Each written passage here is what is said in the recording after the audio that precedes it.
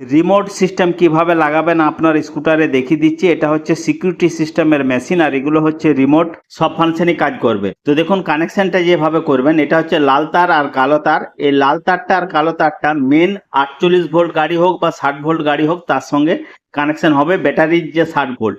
তো আমি লাগিয়ে নিয়েছি, আপনাদেরকে কানেকশনটা দেখাচ্ছি। দেখুন ব্যাটারির এটা মাইনাস পয়েন্ট, এখানে 60 ভোল্ট এসছে, তো এখানে আমি কালো তারটা লাগিয়ে নিয়েছি। আর ব্যাটারির প্লাস পয়েন্ট মানে লাল তারটা এখানে লাগিয়ে নিয়েছি এমসিবির সঙ্গে, তাহলে 60 ভোল্ট এটা আউটপুট পেয়ে যাচ্ছে মেশিনটা।